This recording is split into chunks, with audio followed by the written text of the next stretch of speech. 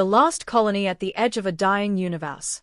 The sky above the colony was not like the sky of any normal world. It was dim, cracked, and slowly turning colder every year. The stars were no longer bright points of light. They were dying embers, fading one by one, like candles running out of air. Some nights, people said they could hear a distant hum, like the universe itself was breathing its last breaths. This place was called Haven 7, the last known human colony at the very edge of the collapsing cosmos. It was built on a drifting rocky world that barely had enough heat left to keep the ground from freezing solid.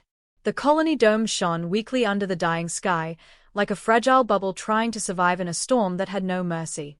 Inside the dome, life was quiet and slow. People moved carefully, spoke softly, and worked with tired hands. Everyone knew the truth. The universe was ending, and time was running out. But Haven 7 still lived, because humans refused to give up, even when the stars themselves were giving up. A young girl named Lyra spent her evenings sitting near the dome's glass wall, watching the sky darken. She was only 12, but her eyes were older. She had grown up hearing stories about when the universe was full of light, stories of suns that burned bright for billions of years and planets full of life and oceans and warmth. She loved those stories, even though she knew she would never see such a universe. Her father, Jonah, worked as an engineer in the colony's power room. Every night, he checked the failing reactors that kept the dome warm. The reactors were old, built from scraps of ancient technology gathered from forgotten worlds. Jonah feared that one day they would fail and the cold outside would swallow them all. Lyra always waited for him to finish work so they could walk home together. When he arrived, tired and covered with dust, she smiled and waved. "You're late," she said. "I know," Jonah replied with a soft smile. "The machines are slowing down again." "They always slow down," Lyra said. "But you fix them." Jonah placed a hand on her shoulder. "I fix them for now." They walked through the quiet streets of Haven 7, passing homes with dim lights and people sitting silently at their doors. There was no laughter, no music, no celebrations. Everyone saved their energy, their food, and even their hope. But Lyra still hoped, even when no one else did. That same night, the colony council gathered in the meeting hall. The council was made of 5 elders, all with silver hair and tired eyes. They met every week to discuss the same question. How long do we have left? The head elder, Mara, stood before a glowing table with maps and charts. Tiny red lines showed the collapse of the universe. Space was shrinking. Time was bending. The cosmic field that once held galaxies apart was unraveling. Mara tapped the table and spoke in a low voice. "The readings show another star collapse." "Which one?" asked Elder Tovin. "Star 82K. It was one of the last bright ones." A heavy silence filled the room.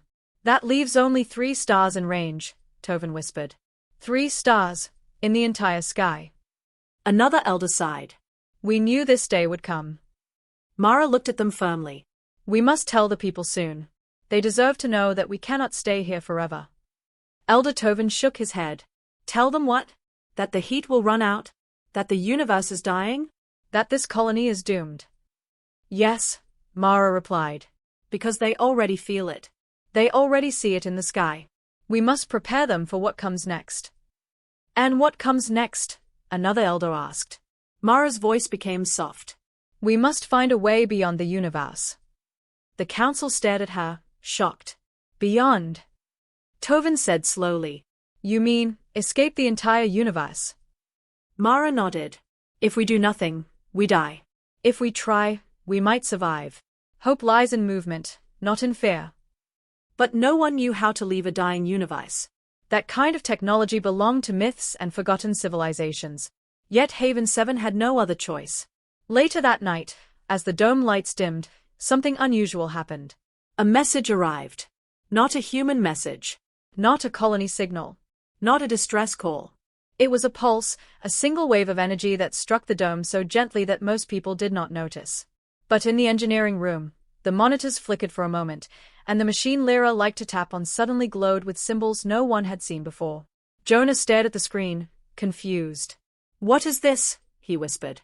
The symbols trembled, shifted, and slowly rearranged themselves into a form he could almost read. It looked like an old language, older than any human civilization. Jonah called the other engineers. They tried decoding it, but the symbols changed again, forming a simple message. We know you are there. The engineers froze. Then another line formed. The end approaches. Prepare. Jonah felt a cold shiver run through him. Who sent this? He asked. Not humans, one engineer whispered. Maybe not anything alive, another added. Before they could respond, the message shifted once more. We can open a path. The engineers stared in fear and shock. A path to where? A path out of the collapsing universe?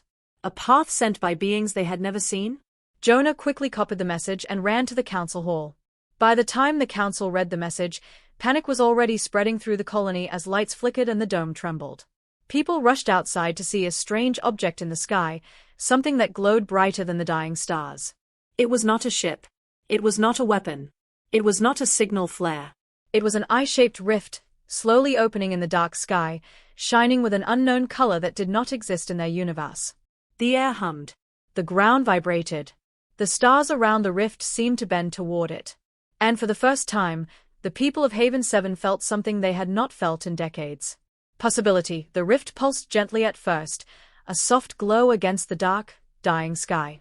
But soon it began to expand, stretching wider and wider until it looked like a window into another world. It wasn't a world the humans recognized. The colors were impossible, brilliant purples and deep greens that shifted and swirled, forming shapes that almost looked alive. People gathered outside the dome, shielding their eyes against the brightness. Children clung to their parents. The elders stood in silence, fear and awe tangled in their expressions.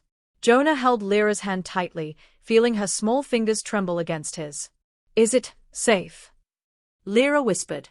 Jonah shook his head. I don't know. But it might be our only choice. Mara, the head elder, stepped forward. She raised her hands to quiet the crowd. Everyone, she said, her voice steady.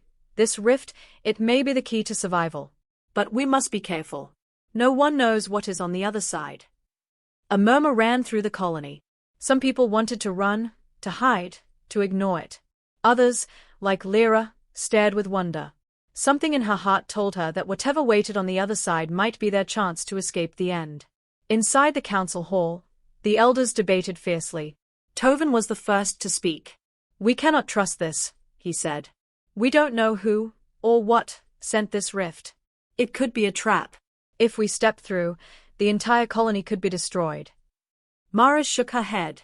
And if we do nothing, the universe will die around us. The rift may be our only hope. Elder Senka, the quietest of the five, spoke softly. We have spent centuries surviving here. But the universe is collapsing faster than we imagined. Haven 7 is not safe. Nothing is safe. If there is a path beyond, we must consider it. Tovin's hands trembled. Consider it? We have to act. But what if this path leads to nothing? To emptiness? We could vanish completely. Mara's eyes were fierce. Vanishing is better than freezing to death under dead stars. We are human. We survive. We move. We fight. And if this is a chance, we take it. After hours of debate, the council agreed on a plan. A small team would enter the rift first, explore what lay beyond, and report back. If it seemed safe, the colony would follow. If not, they would have to face the end together, as one. Jonah was chosen to lead the first expedition. Alongside him were three others. Lyra, who insisted on coming despite her youth. Kale, a navigator who had mapped the stars of the dying universe for decades. Rena, a scientist who specialized in exotic energy and alien phenomena. They prepared quickly. The rift shimmered in the sky, waiting. The colony held its breath as the team approached the glowing doorway. Jonah looked at Lyra. Are you sure you want to come? He asked. She nodded. I want to see what's beyond. I don't want to live only in stories. Kale adjusted his harness and equipment. Then let's hope the stories were right. Or at least, let's hope they weren't wrong. Rena checked the energy readings. The rift is stable, for now. But it's feeding off something massive. Something I can't identify. We need to move carefully. With a final glance back at the colony, Jonah led the team into the rift. The moment they passed through, everything changed. The world beyond the rift was unlike anything they had ever seen. The ground glowed faintly beneath their feet, and the sky above was alive with swirling energy. The stars they knew were gone. In their place were floating lights that pulsed like giant fireflies. The air was thin, almost vibrating with power. This is incredible, Kale whispered. His eyes were wide. It's like a universe that's still being born. Rena knelt down, touching the ground. It's stable, but it's not natural. This energy, it's conscious, somehow. I can feel it moving, thinking. Lyra wandered ahead, her eyes shining. Do you think it can see us? I don't know, Jonah admitted. But we have to be careful. As they moved further, a figure appeared in the distance. It was tall, glowing with the same strange energy as the world itself. Its shape was vaguely humanoid, but impossible to define. The figure did not speak, but somehow they understood it was aware of them. Rena whispered, "It's waiting." Then the figure moved closer, and the air around them shimmered. The team felt a deep sense of calm mixed with fear, as if the being could look into their minds and know every hope and worry. The figure raised a hand, and in the glow around them, symbols appeared, similar to the ones from the Rift's message. "You are the last ones. We will guide you." Jonah swallowed hard. Guide us, where? The figure's glow shifted, showing images that seemed to exist in their minds, a vast network of light and energy stretching across what could only be described as a living universe. Streams of light moved like rivers, connecting worlds, stars, and strange structures that seemed to float in space without gravity. Rena gasped. It's a safe place. A new universe. Or a pocket universe. Somewhere the collapse can't touch. Kale shook his head. We thought we were at the edge of everything, but this is beyond imagination. The figure pulsed once, and the words appeared again. You can survive. Bring your people. Together. Jonah looked at Lyra. She smiled, eyes wide with hope. We can really do it, she whispered. Jonah nodded, feeling tears well up. Yes, we can. But even as hope blossomed, a cold thought lingered in Jonah's mind.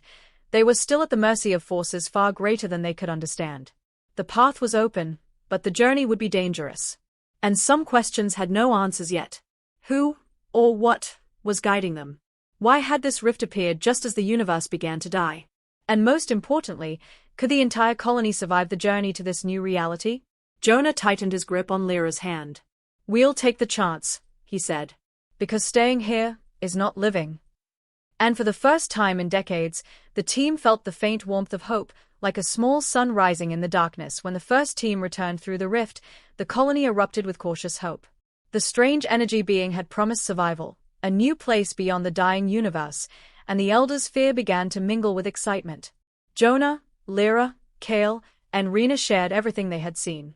The glow of the rift and the visions of a living, safe universe filled the council hall. People stared, speechless, at the possibility of life beyond the collapse. Mara, the head elder, spoke first. This is not a choice anymore, she said. The universe is dying. Our only hope is to follow this path. We must prepare the colony for the journey. The next days were filled with frantic preparations. Supplies were gathered, food, water, energy packs, medical kits. Engineers worked on portable life support units. Scientists tested the limits of the rift's stability. Everyone had a role, no matter how small. Children helped carry light supplies, their small hands steady in the face of uncertainty. Elderly citizens packed personal items, memories, and old journals into containers. Even pets were rounded up, the humans unwilling to leave any life behind. Lyra walked through the colony, noticing the mixture of fear and hope. People whispered to each other about the strange being, calling it a guardian or savior, while some simply stared at the sky, afraid of leaving what little home they had. She met Jonah near the rift. Dad, do you think everyone will survive? Jonah looked at the glowing opening in the sky, the air shimmering around it. I don't know, he admitted. But we have to try. Sometimes surviving means taking a leap into the unknown. The rift had rules, though no one fully understood them. The team discovered that only a limited number of people could pass through at a time. The rift responded to thought and will, as if it could sense readiness. Rena explained, it's like it's alive. It tests us. Only when the colony is ready, mentally, emotionally, physically, will it open fully for everyone. Kale added, we must also consider supplies. We can't carry enough for everyone for the journey, so some may have to stay behind temporarily. It's not safe for the entire colony to enter all at once. This caused tension. Families argued about who would go first. Children clung to parents. Elders debated strategy. The council struggled to decide. Mara finally imposed order. "We will enter in stages," she declared. "First the ones who can navigate, repair, and lead. Then the others, step by step. We will all survive if we follow the plan." That evening, the colony gathered near the dome for one last night under the dying sky. Stars were fewer now, their light weak, almost gone. People lit small fires, sang quiet songs, and shared memories of the worlds they had lost. Lyra and Jonah sat together, watching the last flicker of a distant sun. "Will the new universe be like the stories?" Lyra asked. Jonah smiled faintly. "I don't know. It might be better. It might be worse. But it will be alive. And that is something we've never had here." She leaned against him. "I'm scared." "So am I," he admitted. "But fear is part of living. It means we care, and it means we're ready to move forward." In that moment, for the first time in years, Lyra felt the warmth of hope, stronger than the cold of the dying universe. The first wave of colonists, led by Jonah's team, stepped toward the rift. Each person carried what they could: tools, supplies, and memories of their home. The air hummed around them, vibrating with energy that seemed alive, aware of each heartbeat. The rift responded to their collective will. It expanded, its edges shimmering like liquid light. Then, with a quiet pulse, it enveloped them. Jonah felt a strange sensation, not falling, not flying, but being carried, as if the universe itself had reached out and lifted them. Lyra held his hand tightly, her eyes wide with awe.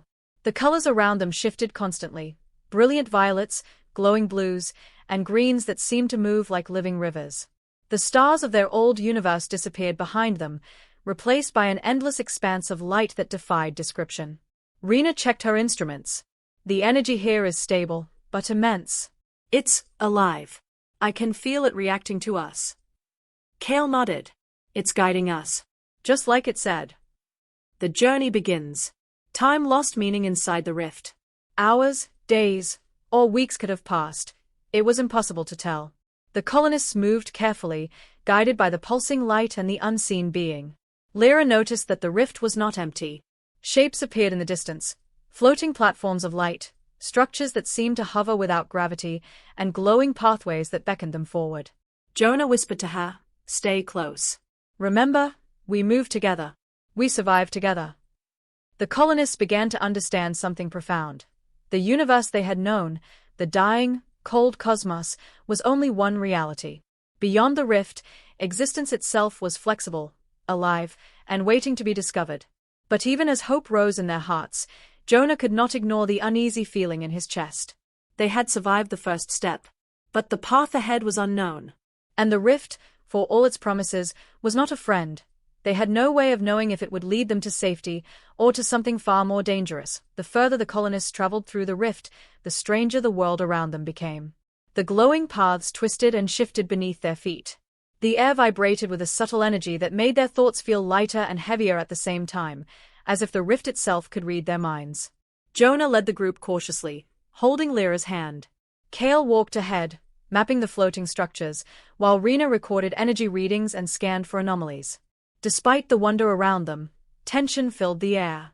The rift was beautiful, but beauty did not guarantee safety. After what felt like hours, the path ahead split into 3 glowing corridors. Each corridor shimmered with different colors, one blue, one green, and one red. The energy pulsed differently in each path. Kale frowned. "We have to choose carefully.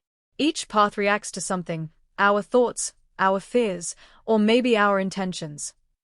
Rena added, "If we pick wrong, it could trap us or worse. The rift has rules we don't understand yet."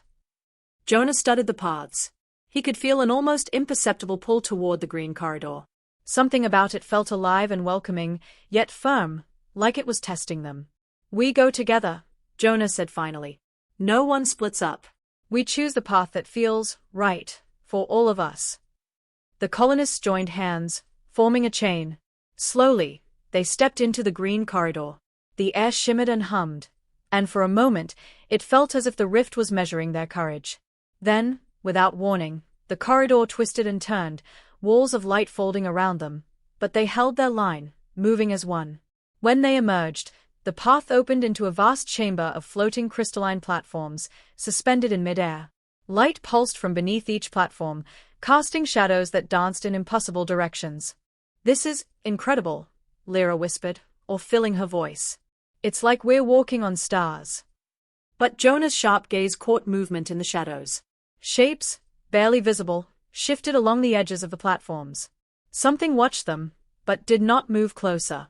Rena muttered, "Guardians or predators?" "I'm not sure yet." As they continued, the shapes became clearer. They were not creatures in the usual sense. They looked like dark silhouettes, outlined with faint energy that shimmered like the surface of water. They did not speak, yet in the minds of the colonists, whispers began to form. "Why are you here? Do you deserve to survive? Turn back, if you are not ready." The colonists froze. The whispers felt like a probe into their hearts, revealing fears, regrets, and unspoken doubts. Some people trembled. Lyra gripped Jonah's hand tighter, trying to keep her courage. Jonah spoke aloud, steadying his own voice. "We are the last of humanity. We survive because we must. We do not turn back." The shapes paused. The whispers slowed. Then, the air shifted. A deep pulse of energy radiated from the chamber, and the shapes seemed to bow slightly, acknowledging the colony's determination. Rena looked amazed. "It's testing us.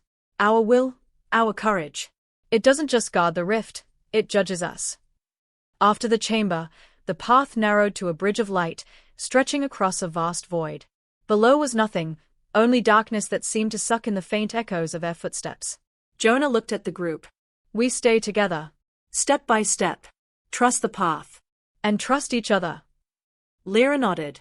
"I can do this." As they moved, the energy of the rift responded to their unity. Platforms rose to meet them, and light flared beneath their feet with each step. The rift seemed to bend reality around them, testing their harmony and cooperation. Then a sudden pulse of energy jolted the bridge. Some colonists stumbled, fear gripping them. But Jonah shouted, "Hold hands. Focus on each other." They recovered, step by step. With each small success, the rift seemed to relax, as if acknowledging their determination. Kale whispered, "I've never seen anything like this. It's alive, but it's not hostile. It reacts to us." Rena nodded. "If we keep moving together, we might reach what the being promised. But we must remain united. One wrong step, and we could be lost." At the end of the bridge, they saw it, a massive arch of light, glowing brighter than anything they had seen since leaving Haven 7. Symbols floated around it, shifting and pulsing. Jonah stepped forward. This must be the threshold, the place it mentioned, the entrance to the safe world.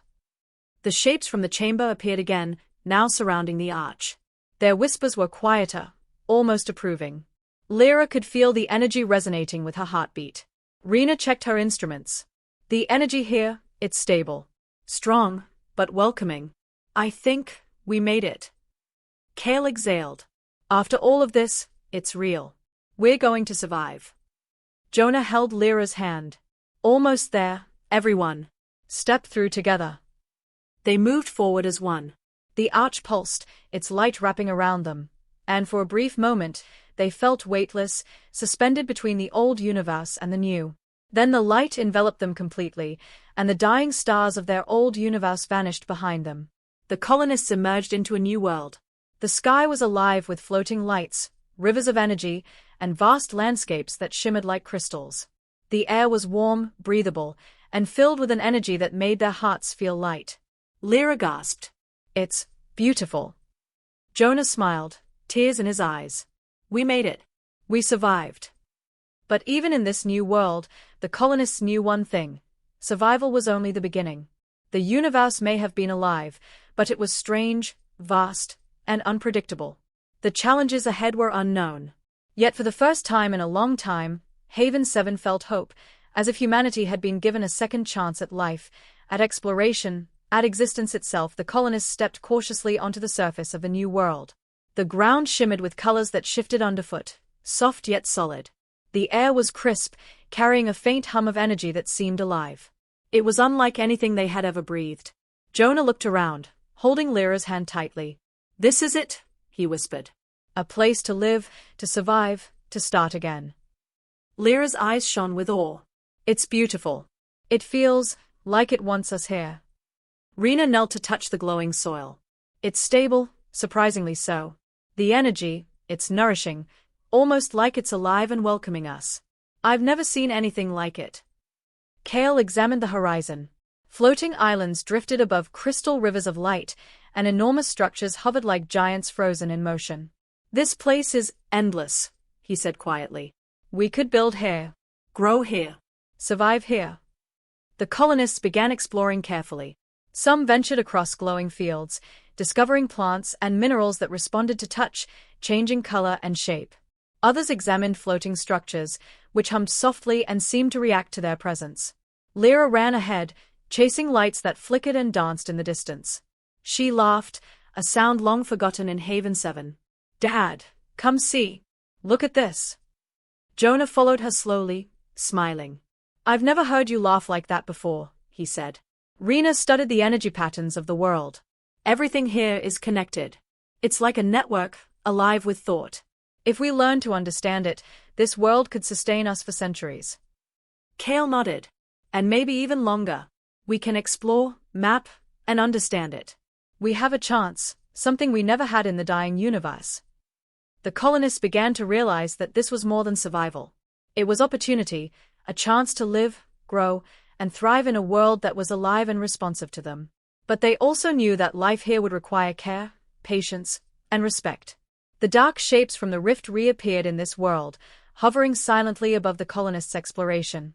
They no longer whispered but radiated a calm energy, as if watching and guiding without interference. Jonah approached one. Are you here to help us? He asked aloud. The shape shimmered, and symbols appeared in the air around it. You are here. Learn. Live. Protect. Rena whispered. It's a reminder, we have been given a gift. But it comes with responsibility. Lyra looked up at the shape. Do they care about us? Jonah smiled faintly. I think they do. They are making sure we understand that this world is alive, and we need to live with it, not just in it. The colonists realized that survival here would not just be about building homes or finding food. It would be about understanding the energy of the world and coexisting with its guardians. Mara, the head elder, organized the colonists. We survived the rift. We survived the journey. Now we must build. Not just to live, but to honor the chance we've been given. Groups formed quickly. Engineers and builders began constructing shelters on stable ground, using glowing minerals and energy-responsive materials from the world. Scientists planted experimental gardens, testing the soil and light to grow food. Children like Lyra ran between the groups, exploring, learning, and laughing. The laughter reminded the elders of the humanity they had almost lost. Jonah and Kale explored further, mapping energy flows and pathways between floating islands. The world reacts to thought and intention, Kale noted. If we plan carefully, we can expand safely. But if we're careless, we could trigger instability. Rena monitored energy spikes. We must teach everyone to respect this world. We can't treat it like our old home. It's alive. It responds. And we need to respond back. Not all discoveries were welcoming. In a valley of shimmering crystal rivers, colonists encountered strange energy currents that moved unpredictably, pulling objects and people with invisible force. One of the workers nearly fell into a deep fissure, only to be saved by another colonist. Jonah gathered the group.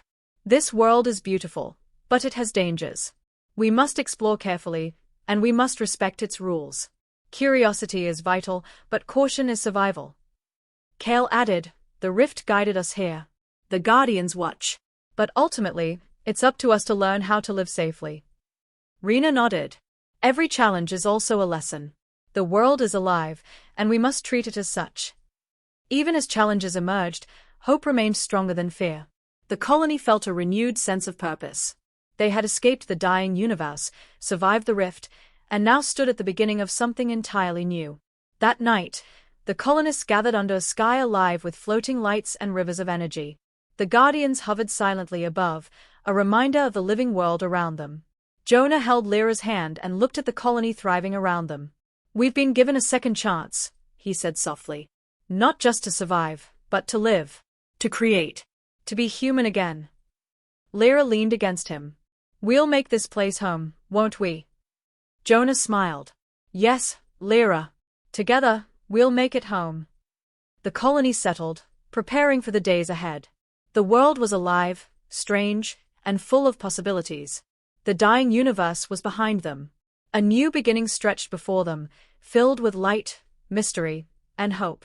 And for the first time in generations, humanity felt that it could flourish, not just survive. At the edge of existence, weeks passed in the new world.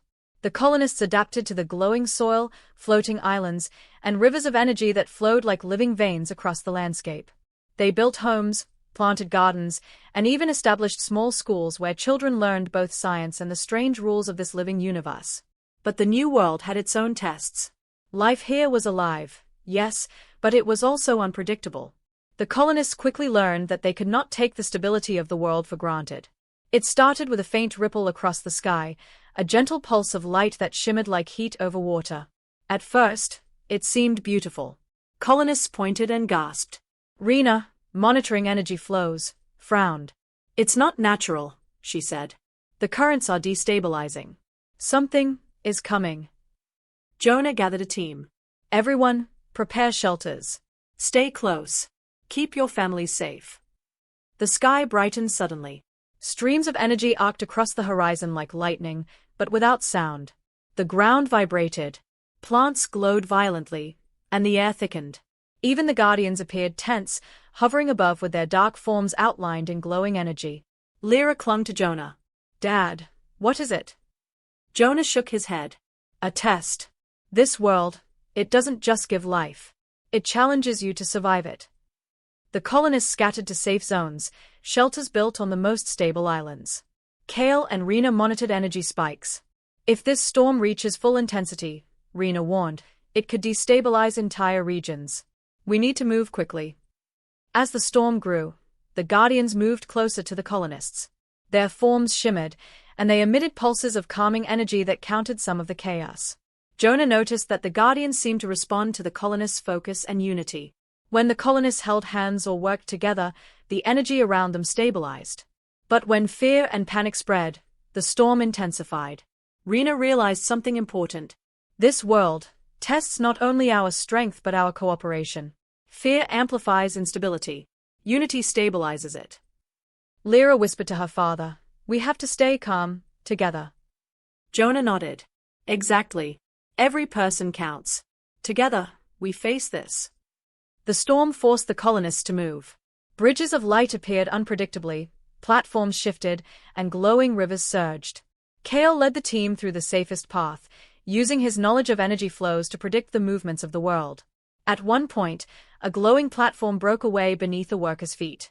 Lyra jumped, grabbing the worker's arm just in time. "Hold on," she shouted. Jonah helped pull the worker to safety. "Everyone, pay attention. The world responds to us. Be careful, move together." The guardians hovered, their energy pulses guiding them. For the first time, the colonists realized the rift and the world beyond it were not separate, they were connected. The guardians were not controlling them, they were teaching them, helping them understand the living universe around them. Hours passed before the storm began to subside. Exhausted, wet, and shaken, the colonists finally reached a stable area. The glowing ground glimmered softly, peaceful once more. Rena breathed heavily. We survived, but only because we worked together. Every step, every hand mattered. Jonah looked at the guardians. "Thank you for guiding us." The shapes shimmered, their symbols forming briefly. "You understand. You learned. You are ready." Lyra smiled. "We did it." Jonah nodded. "Yes. But this is only the beginning. The world will test us again, in ways we cannot predict. We have to keep learning, keep working together." Kale added, "And we will. This world is alive. It's not ours to command, it's ours to coexist with." Rena looked out at the horizon, where floating islands shimmered in the distance. "If we survive the storm, we can explore further. Learn more. Build more. Perhaps even thrive like never before." That night, around the glowing communal fire, the colonists reflected on what they had faced. Mara spoke softly. "We were given a chance, yes, but we also learned that survival is not just escaping the dying universe. It's understanding the life that surrounds us, respecting it, and cooperating. That is what will allow us to flourish here. Lyra, sitting next to Jonah, whispered, I think I understand now. This world, it's alive. It teaches us, tests us, but it also protects us. Jonah nodded. Exactly. And it's teaching us that fear and selfishness can destroy more than the dying universe ever could. Unity and courage, those are our true strengths. The Guardians hovered above, their dark forms outlined in light. Their presence was comforting now, no longer mysterious, no longer frightening. They were guides, not rulers. And the colonists understood that they had been given a chance to coexist with something greater than themselves. As the first storm passed, the colonists began to rebuild and expand. Bridges were repaired, floating platforms stabilized, and gardens replanted. They realized that life in this world would not be easy, but it was possible. Jonah looked at Lyra, smiling despite the exhaustion. We've survived the dying universe, the rift, and the storm. Whatever comes next, we'll face it together. Lyra smiled back. Together, she echoed. And as the glowing sky stretched infinitely above them, filled with colors and energy that defied imagination, the colonists felt the first true sense of hope they had known in generations. They were not just survivors, they were pioneers in a living universe, learning the rules of life itself, and ready to build a new home among the stars. The storm had passed, leaving the new world peaceful but alive with energy. The colonists had survived their first true trial in the living universe, and hope filled their hearts for the first time in decades. Jonah and Lyra stood on a glowing platform overlooking the settlement. Homes built from energy-responsive materials pulsed softly beneath their feet. Gardens of luminous plants flourished nearby. Children played safely among the floating islands, laughter echoing like music through the air. This place, it's more than I imagined, Lyra said, eyes wide. It feels like it belongs to us, but also like it belongs to everything else. Jonah nodded. It does. And that's why we have to respect it. We're not just surviving, we're learning how to live with it. That's what will make this place our true home. The colony organized exploration teams. Kale and Rena led the way, mapping the rivers of energy, floating islands, and crystal forests. Every discovery brought awe and occasional danger. Energy currents shifted without warning. Some floating platforms disappeared, only to reappear elsewhere. Glowing creatures, intangible and curious, interacted with the colonists, testing their reactions. But every challenge taught them something new. They learned which paths were stable, how the world responded to thought and intention, and how to navigate without disrupting its balance. Jonah reflected to Mara. The universe we left was ending. But this one, it grows with us. We have to grow with it, too. Mara nodded. And we will. That is our purpose now. To live, to learn, to build a future worthy of the gift we've been given. Months passed, and the colony thrived. Then, one day, the Guardians returned. The dark, shimmering figures appeared above the main settlement. This time, they did not guide or whisper, they observed. Symbols floated in the air. You have learned. You have survived. You are ready. Jonah, standing before the group, spoke aloud. They are testing us again. This world doesn't give its full acceptance until we prove we understand it. Lyra stepped forward. We've learned to work together, to survive, to respect the world. Rena added, we've faced the storm, the unknown, the challenges of exploration. We've built, and we've thrived. The Guardians pulsed in response, their energy brightening. Slowly, the symbols formed a final message. This world is yours. Live. Protect. Grow. For the first time, the colonists felt a sense of permanence. This world, alive and strange, had accepted them. It was no longer just a place to survive, it was a home. With the Guardians' blessing, the colony expanded further. Floating islands were connected with bridges of light, and new habitats were established on stable platforms.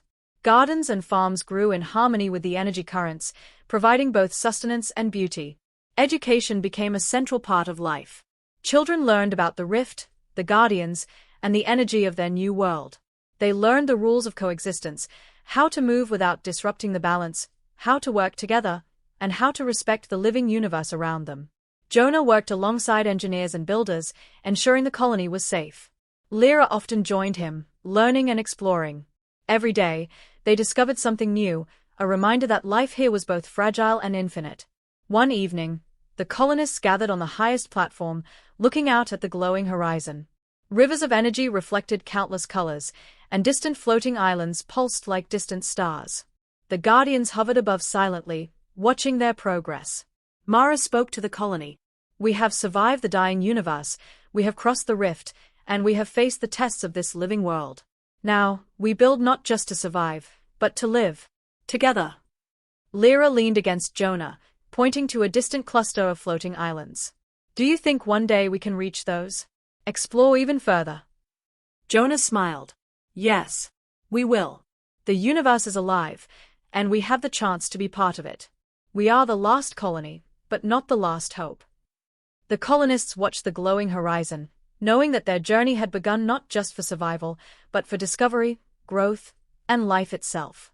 Years passed. Haven 7 was no longer a memory, it was a story, a lesson in resilience. The colony thrived, spreading across floating islands and energy rivers. Humans learned to coexist with the world, guided subtly by the Guardians but ultimately making their own decisions. The sky was alive, not dying. The stars of the old universe were gone, but here, new lights glimmered endlessly, and the colony became part of the pulse of life. Jonah watched Lyra, now older and wise beyond her years, teaching children how to navigate energy streams and floating platforms. He realized that the dying universe had been an end, but this world was a true beginning. And in that living, breathing universe, humanity had a chance to flourish, not just survive. The last colony had found a home at the edge of existence, and in doing so, discovered that endings could also be beginnings.